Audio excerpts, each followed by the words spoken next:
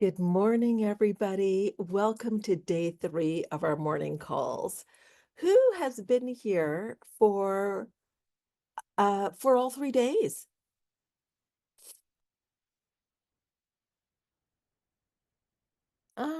Suzanne, good morning. Laura, great. Lisa has.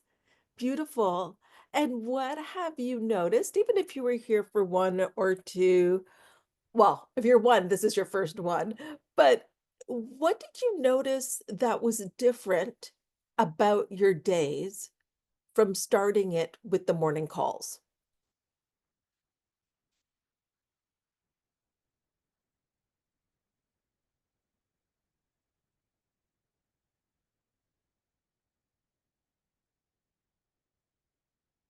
What did you notice that was different? An awareness of how I move through the day and thought patterns. Wow, Dana, I got more done earlier.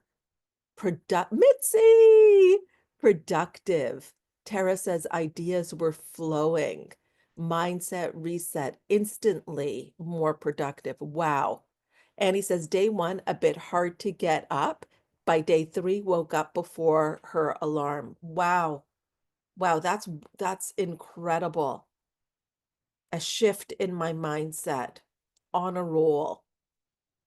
And this is not a happy accident that you are more productive, that you are on a roll, that you are feeling.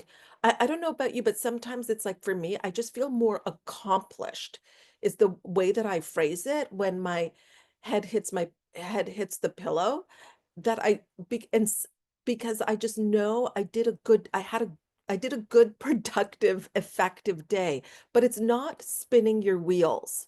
Right? It's different. It's not spinning your wheels. It's not being busy in an unorganized, chaotic way. It's moving with a sense of urgency and focus in what are your priorities. And like I said, that makes perfect sense. In fact, this is what the studies show about morning routines is that they put you in a peak state in the morning.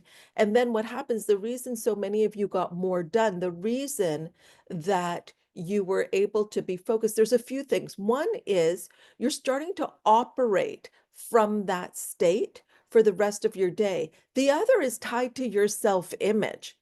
Get this. Underneath that, at a deeper level, it's how you feel about yourself. There's a feeling connected to it. As you are more productive, as you get up for you, as you start your day in not a reactive state.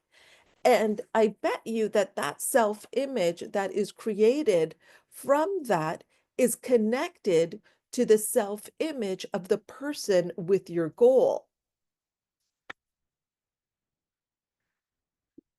And you see, many of us have created our world to be very small so that we can keep ourselves small and have all the justifications, reasons, and excuses about why our world is small. And when I said yesterday, and Lisa said this was one of her favorite things that she heard about making your ceiling your new floor. Well, that's what we do, because what we're doing is we're triggering a state above your habits, above your old stories and standards. And so if you want a different life, if you want to have more money, if you want to have, you know, deeper relationships, if you want to be moving in the world in a different way, if you want to feel vitality, the energy to do what you want to do when you want to do it, that's going to require you to be a different person.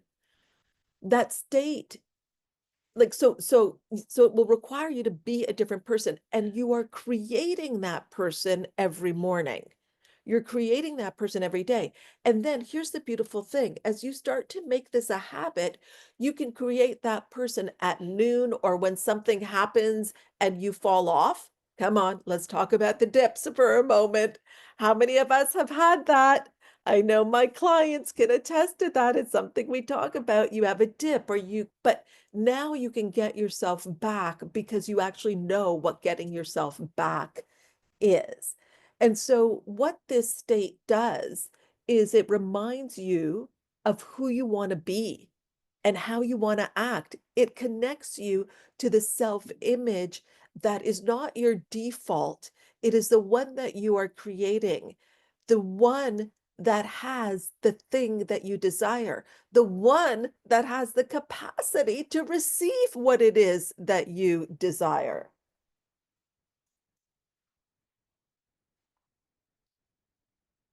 It reminds you of who you want to be and how you want to act, and then you act from that state.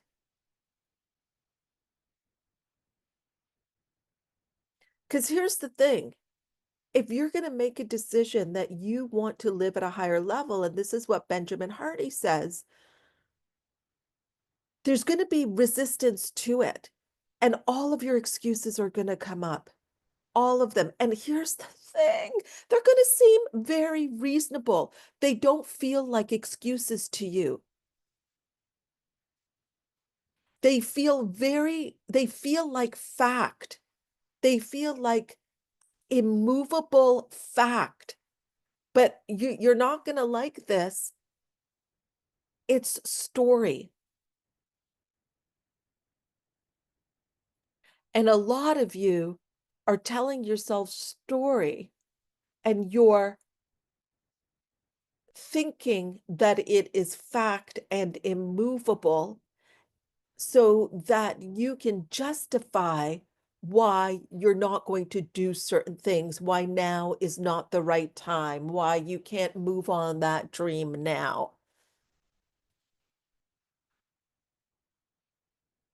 You've got to understand that you've built an environment to keep things how they are. So your whole mental model matches your current life.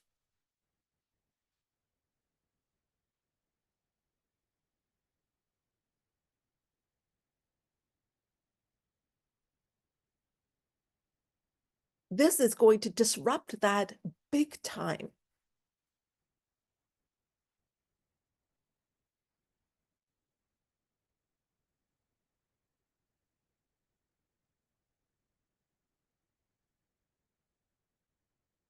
And so this is why when you make a decision, when you lean into like, what would I love? And so for my clients, I want you to think about your Q1 goals and think about what you've decided that you want to love, that you would love to see happen within the next few months. Because when you decide what you would love, it's not just one time. It kind of depends on where you're at from a belief perspective.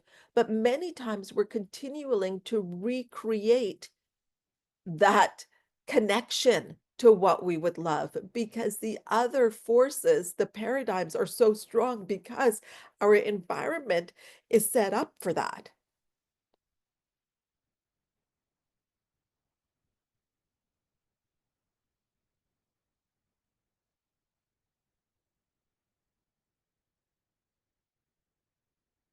And so the reason that you have felt such a wild shift just by what? By waking up at 6 a.m. or listening to this at the recording, whenever you're listening to this or wherever you are in the world, is because you're dedicating time, 1 hour,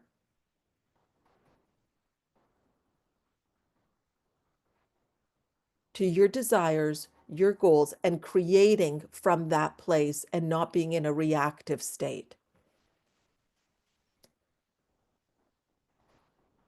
First, you must be a certain way, and then you act from that place in order to have what you want. You be, do, have.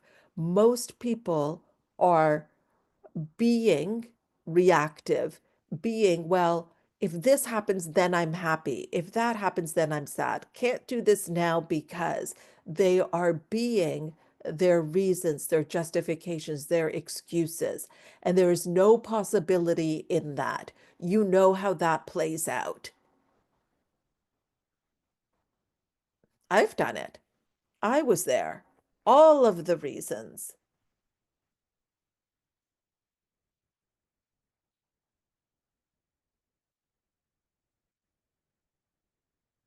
To be, do, have what you desire is to really connect deeply with what it is that you want. And success is not something that is determined from something outside of you. What do you want? What's a successful, fulfilling life for you? Not what somebody else says it should be at this point in your life or with your education or blah, blah, blah. What do you want?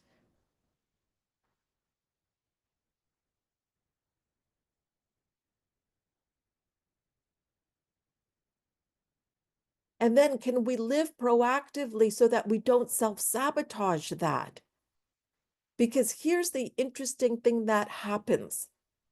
As we get closer to what we want, our self-sabotage game is on fire. Gay Hendricks, who I interviewed on my podcast, talks about that as the upper limit.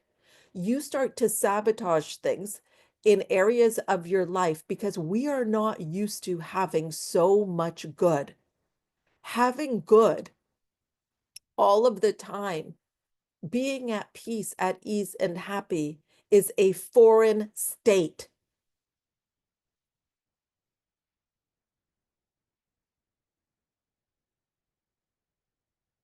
And so we will do what we can to get out of that, to get us to get to a state that we're more familiar with, which is one where there's conflict, chaos, not having what we want, lack, the breadcrumbs, not the whole cake. Almost an almost life. Oh, I almost got it. I almost did that. I almost finished that. And why is that? It's what I said on Monday or Tuesday. What I had heard that many people, most of us, are comfortable standing in sewage. Having the life of your dreams that you created takes wild courage. It is not for the faint of heart. And I know that may seem counterintuitive, and you might be like, Hina, you messing with me? That makes no sense. It's true. That's why we hide our wins, we hide our accomplishments, but we'll get on a call with somebody to tell them what went wrong that day.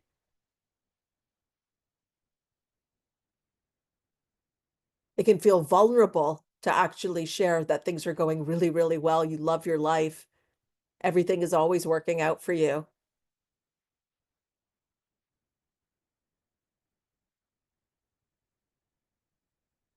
But that takes a certain self-image.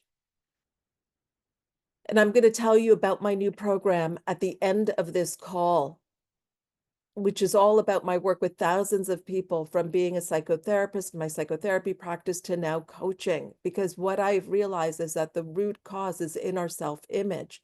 We can't outperform it. And things will get a lot easier.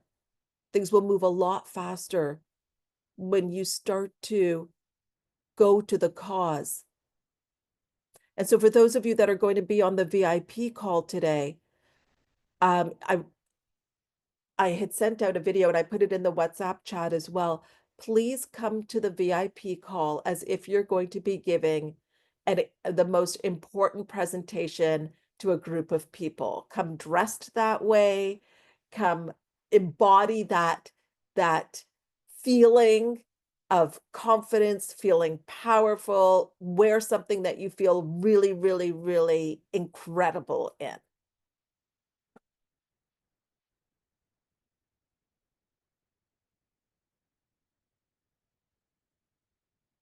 And then when we start to accept that this is available to us, then, and when I showed you that right here, this image, what Napoleon Hill said is that the subconscious mind will translate into its physical equivalent. So what you're forming in your mind as a thought, So Julianne does portraits with impact. That was a thought at first. But as she stayed with the thought, got emotionally involved with the thought, it's the subconscious mind that worked all of that out to create the physical equivalent of that idea. And what the subconscious mind is going to do is actually figure out the most direct and practical method. We usually get into in the way of it because we feel it shouldn't be that simple.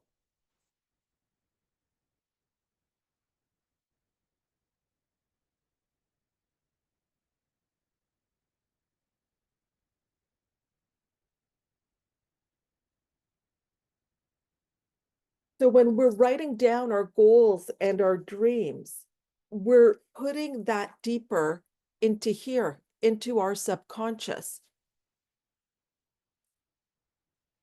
If you don't believe that you can achieve it, you won't. But it's okay to not believe it at first, but you want to be in an environment that that helps to create that belief. I didn't believe in me, but I had a mentor that believed in me. So I borrowed his belief in me.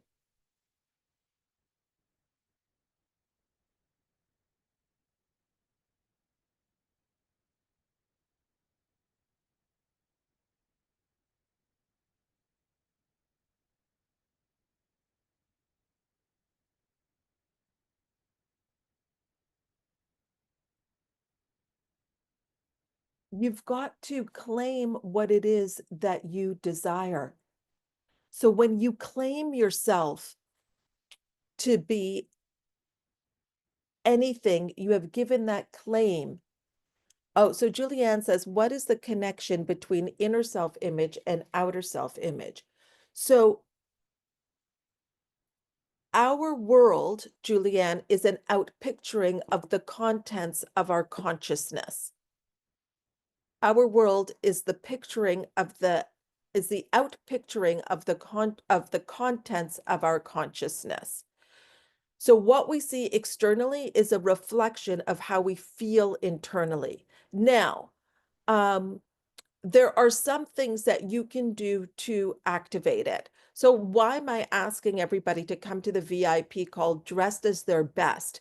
Because that can be, Julianne, a signal, and you've seen this because this is your world, where when you put on something that you feel friggin' amazing in, don't you stand a little different, everyone? Don't you sit up a little bit different? You know, uh, don't you just carry yourself differently because you feel so good in what you're wearing? Yeah, Caroline says, I feel like I'm putting on my armor. And so what that can do, Julianne, is that that outfit or that thing can be a trigger to put you in a powerful state at times. So, and what we want to create, Julianne, is that you are that with or without the outfit, but it can be a vehicle into it before you have it fully locked in. But everything outer, your environment, your relationships, every single thing outer is a reflection of, is an out picturing. I love, this is not Napoleon, Neville Goddard's words, which I love, an out picturing of the contents of your consciousness. I hope that answered the question, Julianne.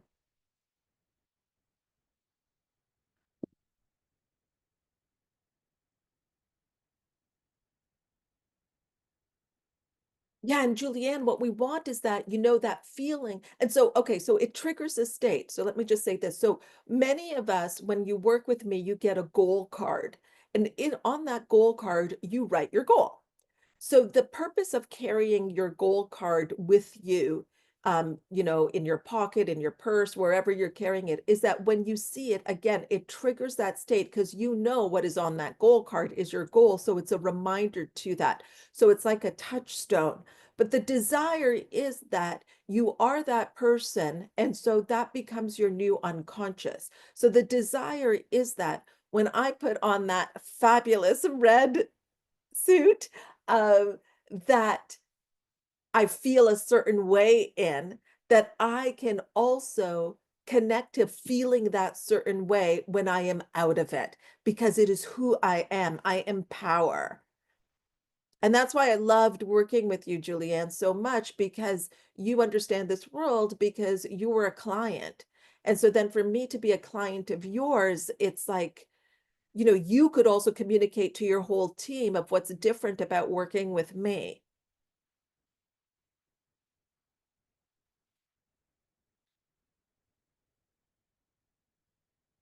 Oh, I love that. Liz Bovey says, my husband took a picture of his goal card and it was his phone wallpaper. So he saw it numerous times a day and he's living his goal now.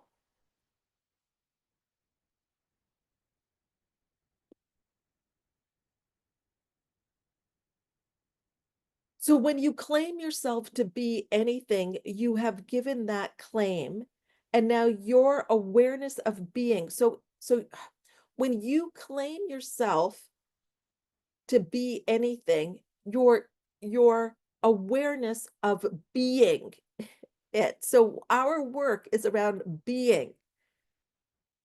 And it's no respecter of persons and will return to you pressed down, shaken over, and running over, shaken together and running over with that quality or attribute which claim yourself, you claim for yourself.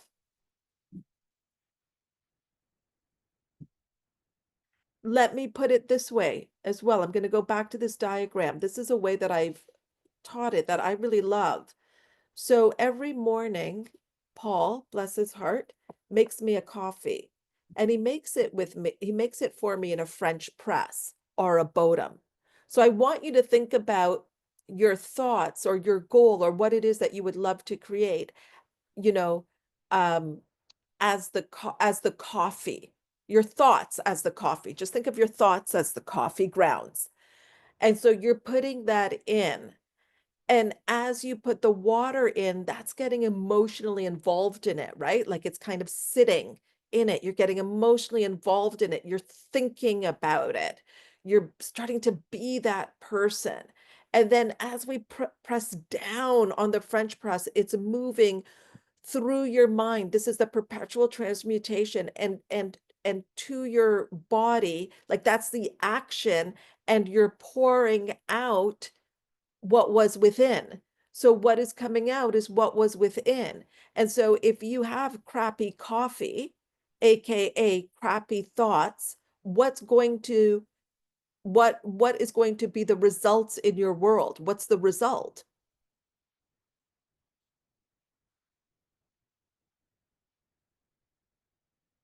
If you have crappy coffee, crappy thoughts, you're going to get crappy results. If you have empowering thoughts, if you have um, thoughts in, and that's what we're doing this morning, is that you're creating things that are in harmony with your goal. And so then that is what will literally be poured out of you, as within, so without. We think in secret, it comes to pass. Environment is but our looking glass. Environment is but our looking glass. It is a mirror. Even the way sometimes people treat us or the things that they say to us. It's like, how did they feel that that was okay? Wow, when did I give some unconscious permission for that?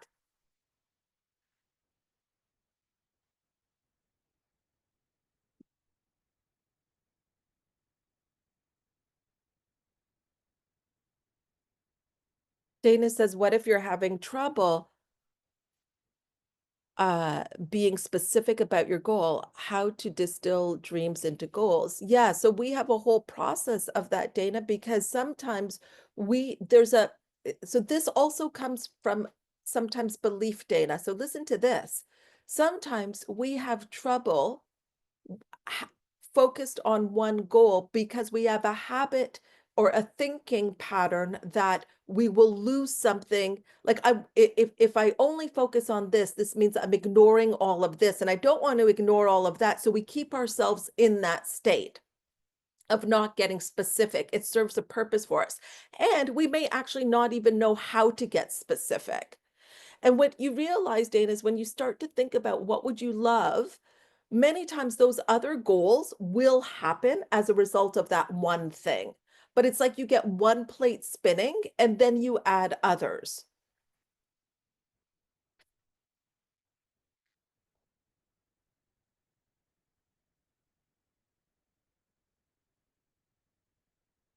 Sharon says, can you explain how you help a client with nervous system dysregulation who does this work of being and stepping into their divine essence, yet does not feel nervous system safety?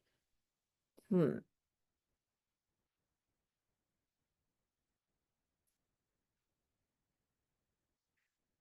I feel like my client, I'm like, I think one of the clients should answer what has happened for them if they can relate to this, if they can relate to this comment. So Sharon, your being right now is somebody with nervous system dysregulation.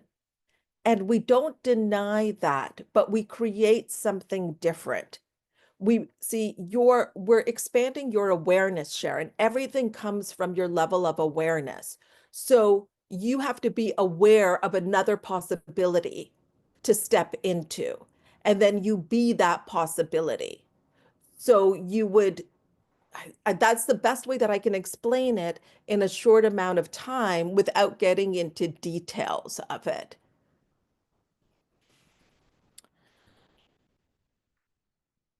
You start to acclimatize to a different version, a different way of being where it is safe.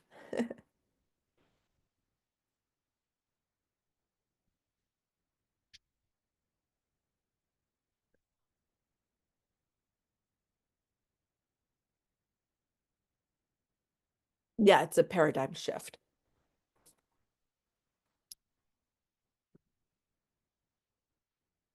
It's going to be uncomfortable. There will be discomfort. The thing is,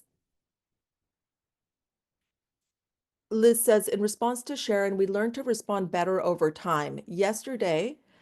I, yesterday I received news that was very angering. I set it aside, went through my day, and in the evening hopped on the Peloton, did a 30-minute TLC ride, sang, sweat, and cried. Years ago, I would have spiraled. It takes time. Yes,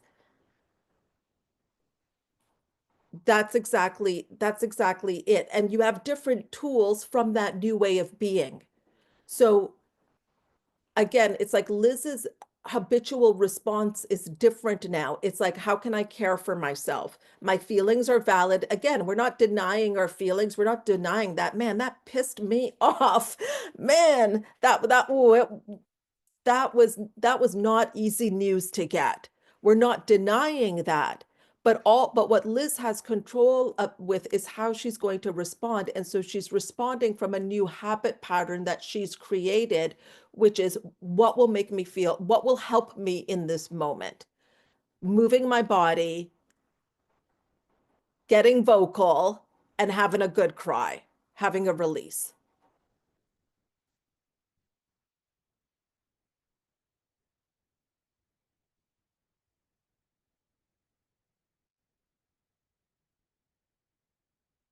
Kim says, regarding nervous system dysregulation, the morning calls are an amazing way to begin your day from regulation and safety. I knew you guys would be put it so much better than I would. And then you have that experience to remember and draw from for the rest of the day. It's a practice. Yes.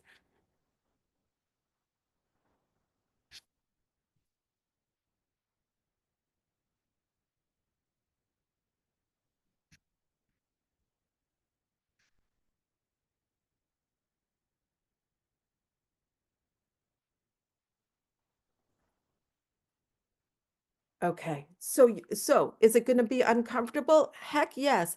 Tell me, clients, who here has felt uncomfortable throughout our work together? And when I say clients, even if you're not an active client, because I've just decided you're always clients. Anybody felt uncomfortable? Anybody hit edges that they're like, I want to go back to that smaller world? What? It wasn't so bad. At least I knew like what was going to happen. So uncomfortable, right? That is actually the predictable part of the process. When you're going for um, something that is beyond your current state, it's going to be different. It's going to be uncomfortable. And then the normal reaction is that we want to hold on tightly actually to where we are. But the way to get to your next level is not by holding on tightly. It's learning to let go. It's going to be through release. It's going to be through surrender. It's going to be through deciding that you are worth it.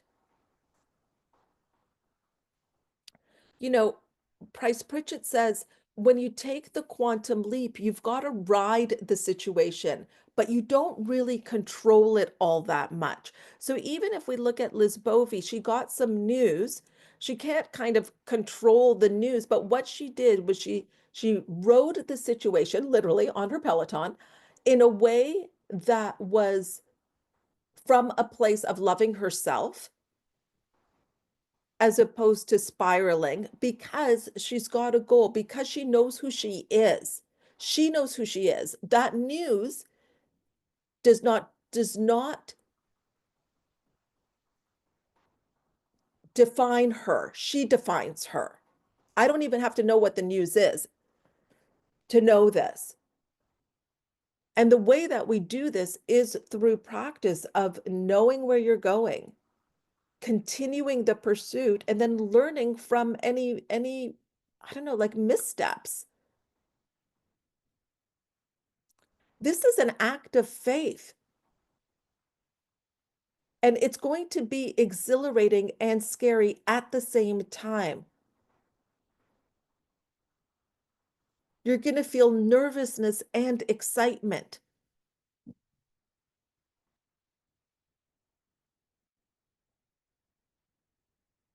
But here's the thing, and this is why I say it's not for the faint of heart.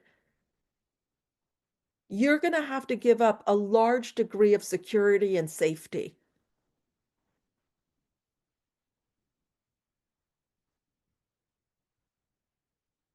You're going to have to plow through, Price Pritchett says, greater amounts of ambiguity and confusion and uncertainty. But you don't have to go it alone. There is no way for me personally, I could have achieved what I achieved on my own. There's no way I could have done it without a mentor because I didn't know what I didn't know. Because that mentor I had belief in me and collapsed time for me because could support me. And then being in a community myself, my own colleagues, where I could see people that were talking about things that I desired in a very natural way. Like honestly, it was no big deal being in a community where I could see people doing things that felt risky and how it was on the other side of it. They were showing me what was possible. So that's what helped me during the uncertainty and helped me not talk myself out of the thing that I really desired because you're going to be tempted to turn on yourself.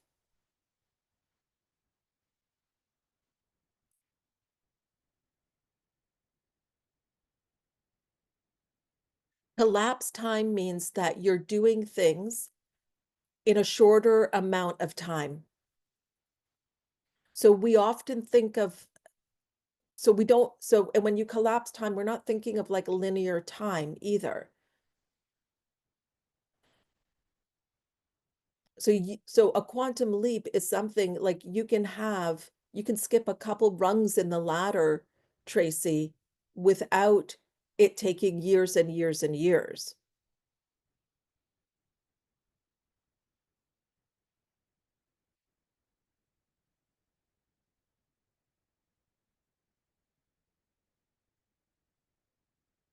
So what we're inviting when we're going for this quantum leap is actually a whole new set of problems. We're inviting failure, Price Pritchett says, and possibly contend with criticism from other people who may have been part of your support group in the past.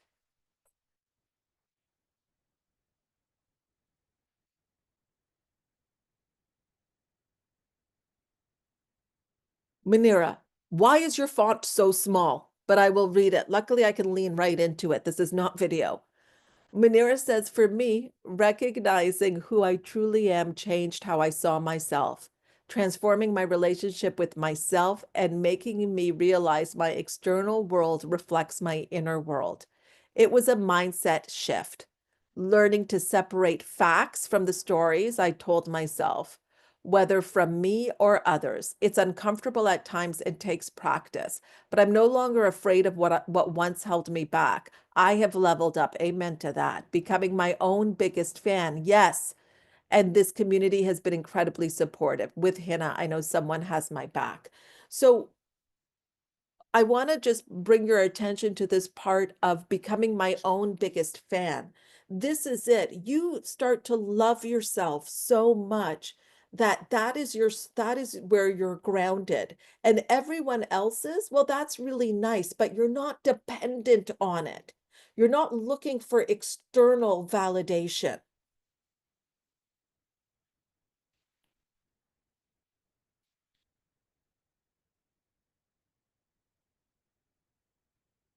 And so when you're leveling up, you are going to be inviting another level of experiences,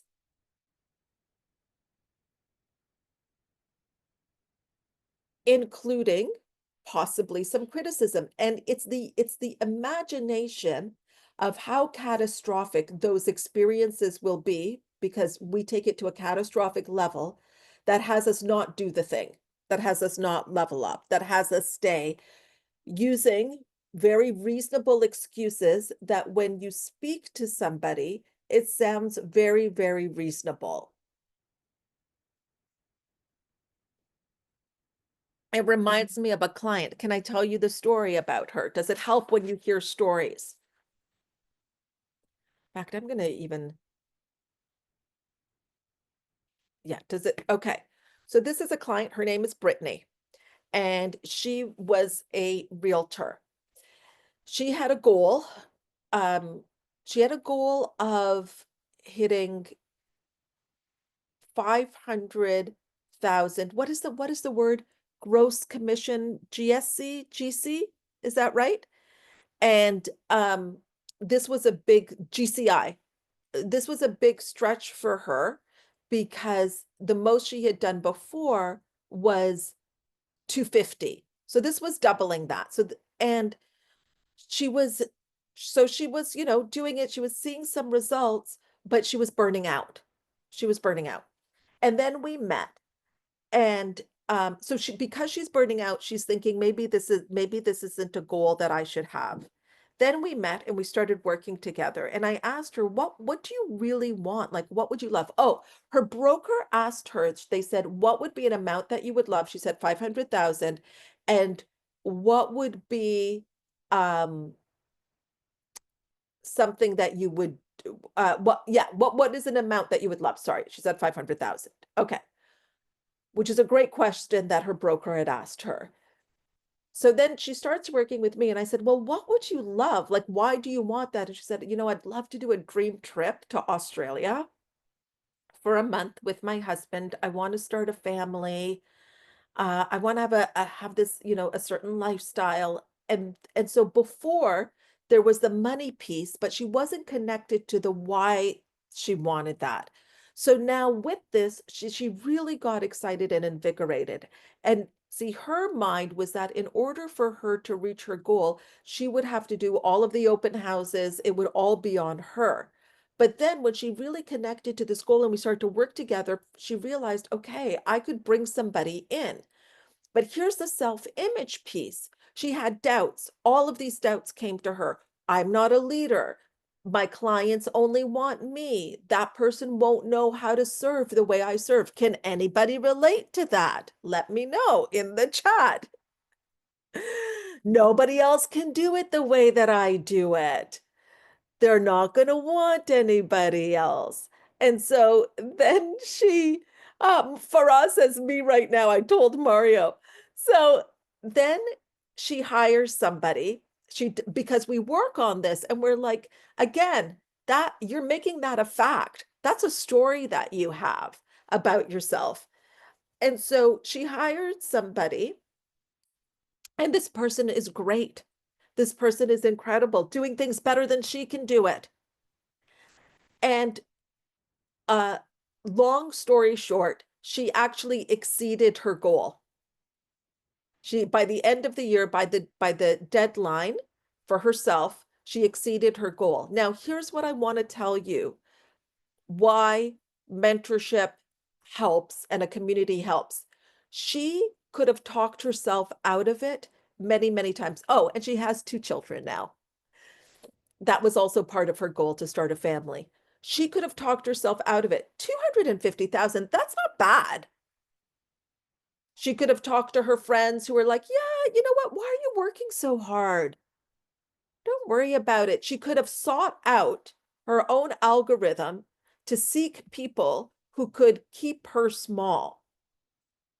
But she didn't do that because she could have, and it would have been such reasonable excuses. You're starting your career. Like, you don't need to be working that much. Da da da da da da. All of that. Oh, yeah, why do you wanna bring someone else on your team? That'll affect, your take home, all of this. Yeah, working with people is so hard. It's hard. You don't want that headache.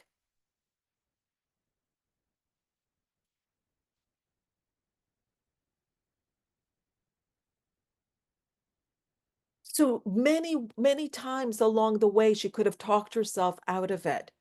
So people would say that the problem was the goal. The goal was the problem. The goal was too big. What you want to understand is to consciousness, there is no big or small. It is only in our physical world there's big or small. The acorn and the oak tree, one is not big and one is not small. It is simply a different state of consciousness being expressed. So in this case, it wasn't the goal that was the issue, like, that's too big of a goal.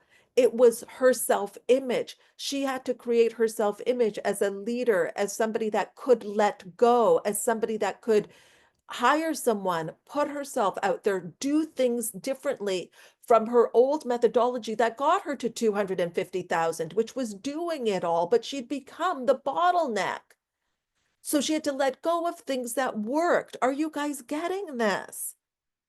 Because some of you are talking yourself out of things because you think that the problem is that you're aiming too high. That is not it. The problem is that you don't have a belief system that you can have what it is that you desire. You don't have the self-image to match it.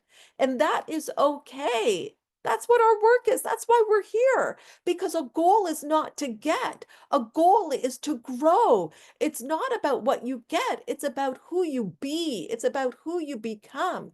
And it's like if there was a statue, and there was a statue, and it was a beautiful gold, sparkly statue, but it had kind of some paint. It was painted over, there was paint on it. In order to get back to its essence, we would want to remove that paint to get back to its essence. That's what this is. It was a flawed idea that she had of herself that she couldn't lead. That was the pain. We had to get back to the essence of her. Yes, Anna. And when you Anna says that she loves that take about a goal, it's about who you become. Then Anna, it makes taking what feels like the risks, what feels like putting yourself on the line. I don't know about you, but for me, that gives me comfort because I'm like, I am going to learn from this. Like everything is always working out for me, and there's some times where I've invested, I've done things. Lise, remember the conversation we had? But you know, I've done things and I'm like, okay, so that was life's tuition. That's what it took for me to learn this.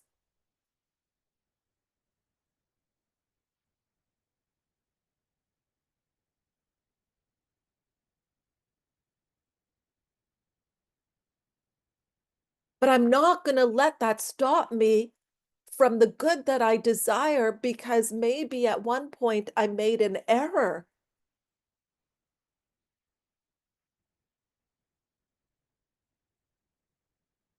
Because I know now that I can trust myself. I'll be okay. I can figure things out. Yeah, life is tuition. We all pay it one way or another.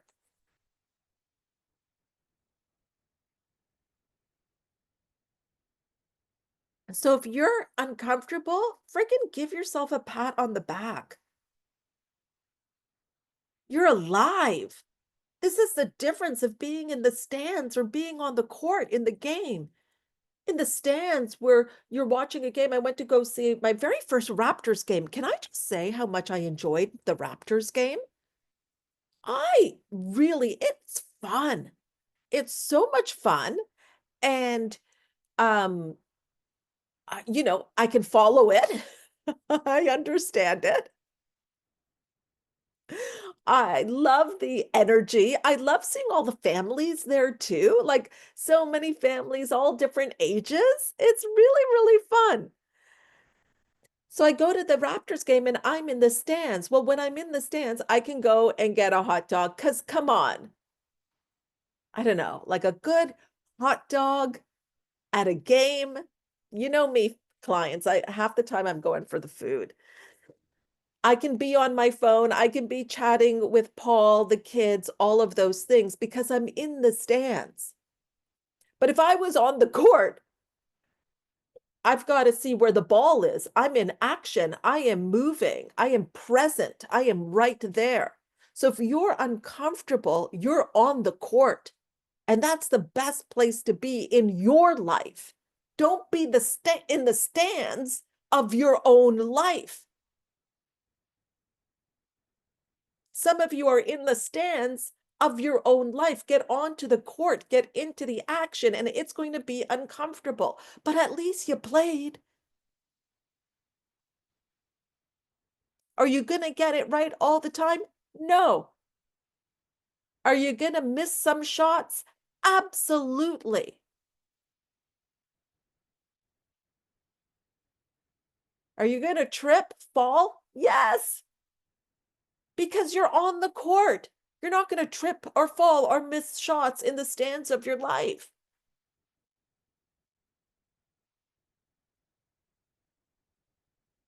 If you're experiencing no anxiety or discomfort, the risk you're taking isn't worthy of you. Bob would say you're trading your life for your goals because time is going. And when we look at the work of Maxwell Maltz and psychocybernetics and self-image psychology, we are goal-seeking organisms. We're reaching a goal. The alcoholic is reaching a goal. Their goal is to have a drink. We're reaching a goal when we're numbing out, like that is a goal. And you're trading your life for it. So is it worthy of you?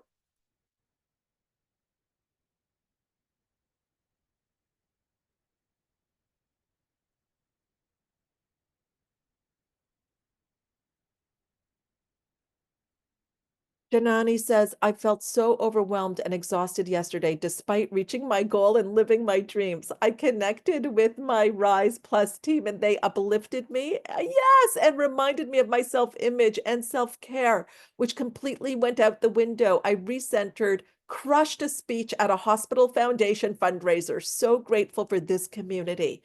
Yes, we're in your back pocket. Now, here's what I want you to know is that when you first start this, and I think my clients can agree with this, because your self-image isn't because your self-image isn't complete, like you're not fused quite yet. So you do things, it can feel tiring at first because it takes a lot to do it because it's not your new normal yet. But what you went through, you're going to be able to do that and not even feel like anything changed. You're going to be, there's not going to be anything that's different. You're going to be very calm and relaxed because that's your new set point of belief and action. So the fact that there was like, oh my gosh, I'm so tired, that makes sense. There's so much that I can do now in a day that at the time, there was a time where I would have felt, okay, I can only do one because it will be so tiring. I think even, you know, next week I'm doing, well, on the 5th, I'm doing breakfast television. On the 6th, I'm doing your morning. And then I've got events or, calls and things right, like on that same day, like afterwards. And there was a time because we're acclimatizing, right? You're using a new muscle where it would have been like that would have felt like, oh, I don't want to book anything else. Like I've got to really prepare for that. And that's all I can do.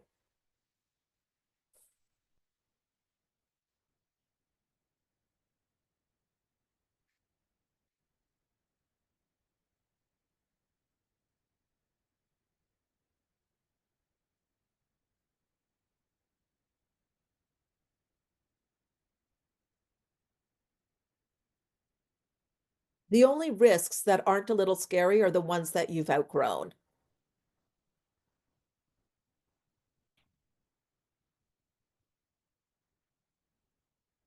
If you're very comfortable,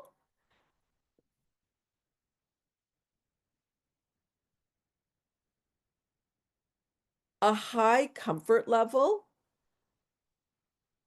provides solid evidence that you're playing it safe and not growing.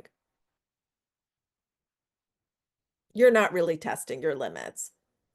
You're not in the process of a quantum leap. You might be making gradual process, and that's okay if that's what you want, but you're not going for a breakthrough.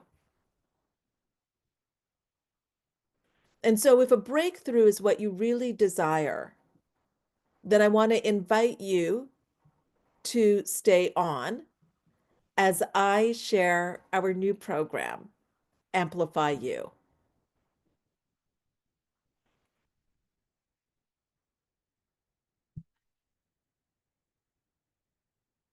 And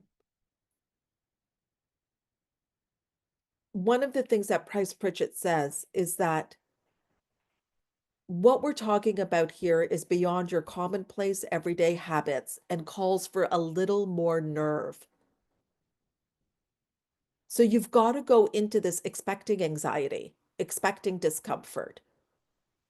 Uneasiness is actually a predictable psychological reaction when a quantum leap is underway. Courage is not the absence of fear and anxiety, it's proceeding in spite of those feelings.